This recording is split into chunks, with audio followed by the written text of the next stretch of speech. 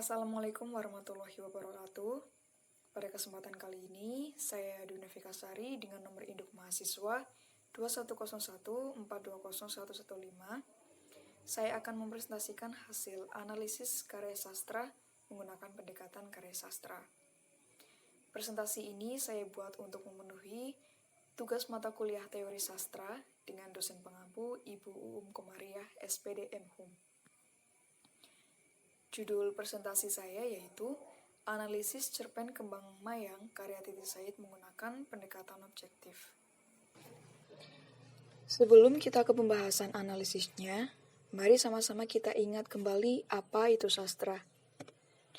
Sastra adalah ungkapan ekspresi manusia berupa karya tulisan atau lisan berdasarkan pemikiran, pendapat, pengalaman, hingga keperasaan dalam bentuk yang imajinatif, cerminan kenyataan, atau data asli yang dibalut dalam kemasan estetis melalui media bahasa.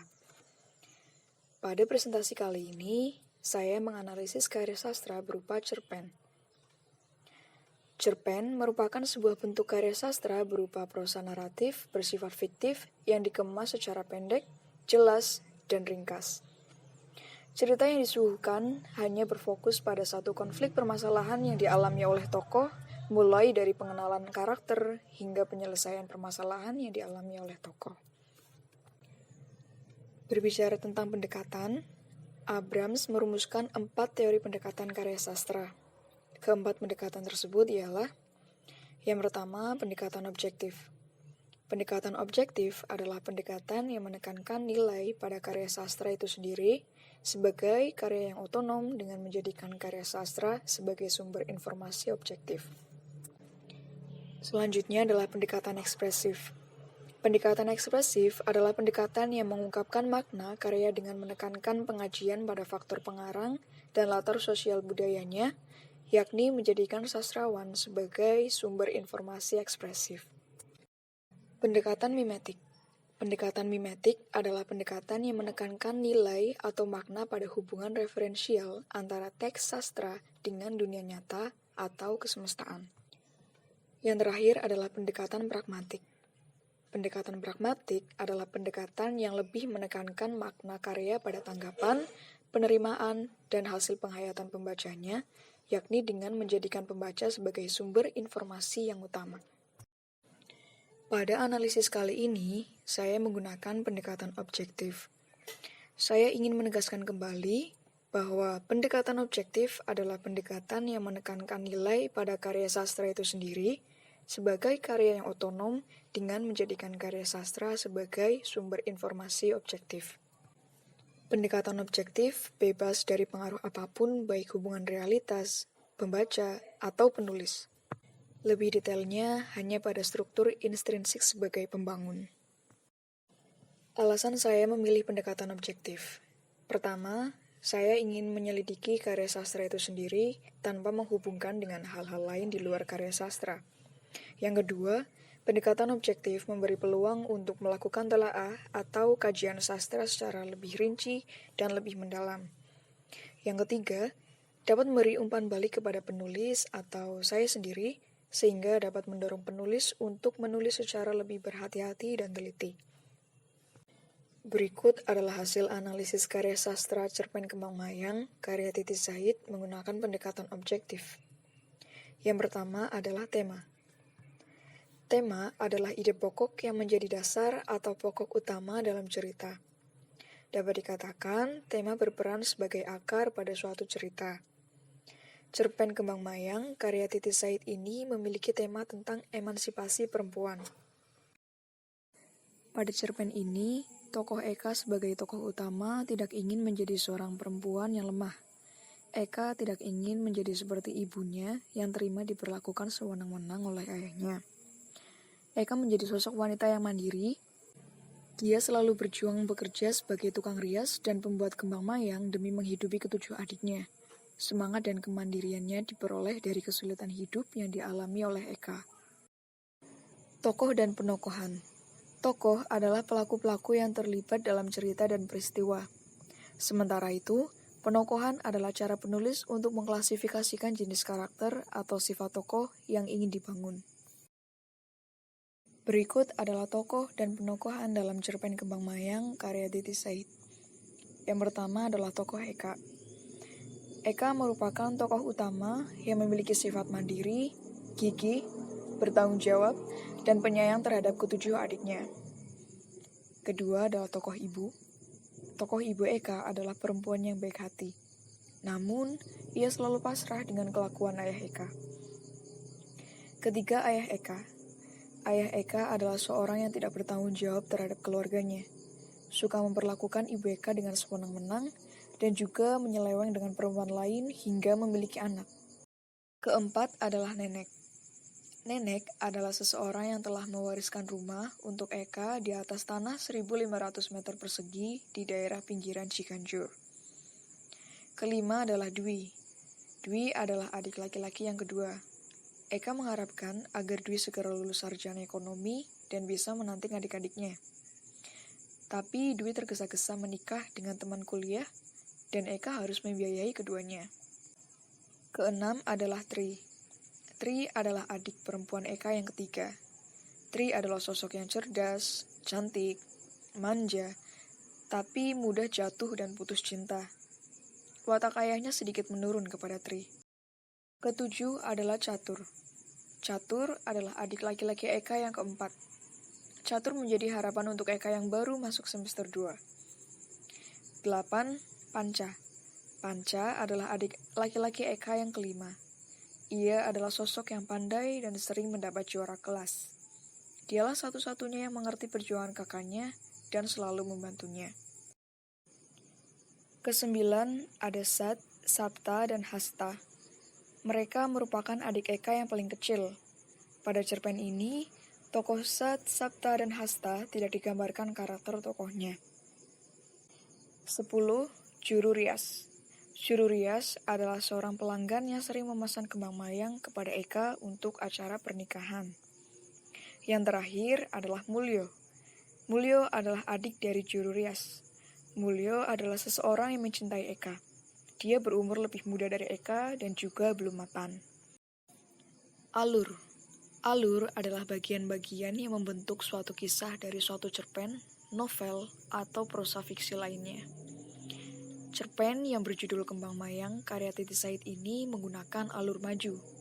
Namun, terdapat sedikit sorot balik dalam cerita ini. Hal ini terbukti pada kutipan berikut. Senyuman Eka membiaskan kesayuan. Dengan kembang mayang itu, dia menghidupi 7 adiknya dan menyekolahkan mereka. Terlintas bayangan ibunya. Ibunya perempuan yang lemah dan pasrah menerima apa saja perlakuan suaminya. Ibunya selalu mengalah dan tak pernah protes walau tahu suaminya suka menyeleweng dengan perempuan lain, bahkan punya anak. Dari alur sorot balik inilah yang melatar belakangi permasalahan yang terjadi dalam cerpen ini. Latar. Latar merupakan tempat, hubungan waktu, lingkungan dan keadaan budaya dan sosial dari tempat tertentu yang melatar belakangi jalannya cerita. Latar waktu dini hari. Bukti kutipan, sudah pukul 1 malam. Pelupuk mata Eka rasanya berat. Kantuk menyerangnya tetapi Eka berusaha menahannya. Malam ini ia harus menyelesaikan 3 pasang kembang mayang. Pagi hari. Bukti kutipannya, pagi yang sunyi, hati Eka dan Mulyo bernyanyi. Suara klakson terdengar, sebab kembang mayang harus diantar. Tetapi Mulyo dan Eka tak peduli. Selanjutnya latar tempat. Rumah di pinggiran Ciganjur. Bukti kutipannya, untung mbahnya mewariskan rumah mungil di atas tanah 1.500 meter persegi di daerah 55 pinggiran Ciganjur yang ditanami pohon pinang, kelapa, keluih, kantil, pisang raja, pandan, sampai juga tanaman perdu untuk sarana upacara pernikahan. Di jalan. Bukti kutipannya, suara klakson terdengar, sebab kembang mayang harus diantar. Tetapi Mulyo dan Eka tak peduli. Pada kutipan tersebut menunjukkan bahwa Eka dan Mulyo dalam perjalanan untuk mengantarkan pesanan kembang mayang. Selanjutnya adalah latar suasana. Latar suasana dalam cerpen ini adalah sedih. Hal itu terbukti dengan kutipan berikut. Tengah malam itu Eka nampak cantik luar biasa. senyumannya berkembang. Ia duduk di depan cermin diapit sepasang kembang mayang. Tetapi tiba-tiba senyumannya menghilang dan wajahnya disapu mendung. Air matanya menetes. Ia tak akan menikah sebab takut akan jadi perempuan seperti ibunya yang selalu mengalah dan pasrah. Latar suasana romantis. Kutipan yang pertama, Eka membiarkan tangannya digenggam Mulyo. Tak ada kata diobral, hanyalah hati yang bicara. Kutipan yang kedua, pagi yang sunyi, hati Eka dan Mulyo bernyanyi. Suara klakson terdengar, sebab kembang mayang harus diantar. Tetapi Mulyo dan Eka tak peduli. Sudut pandang. Sudut pandang adalah cara pandang seorang penulis dalam menyampaikan sebuah cerita, sehingga cerita tersebut lebih hidup dan tersampaikan dengan baik pada pembaca atau pendengarnya.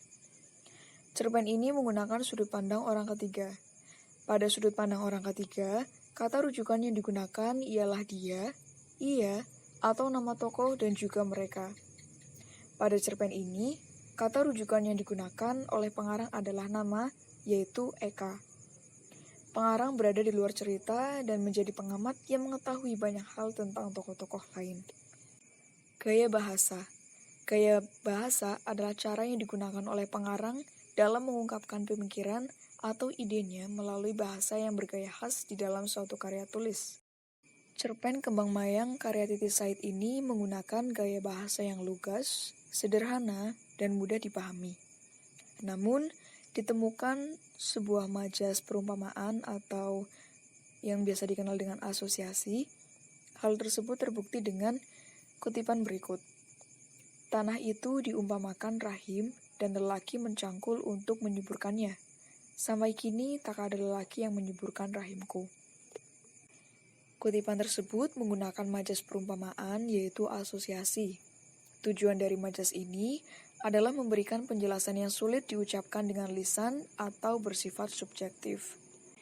Dengan membandingkan pada objek lain yang bersifatnya lebih objektif, diharapkan orang yang membaca atau mendengar bisa memperkirakan objek yang digambarkan.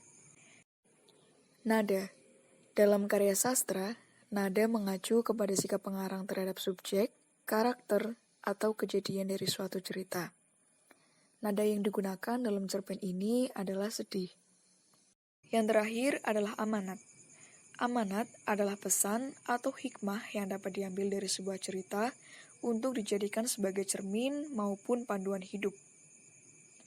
Amanat yang terkandung dalam cerpen ini adalah sebagai seorang perempuan, kita harus bisa bersikap mandiri, gigih, dan bertanggung jawab, selalu berpendirian teguh untuk menjaga emansipasi perempuan. Demikian pembahasan analisis cerpen Kembang Mayang karya Titi Said menggunakan pendekatan objektif.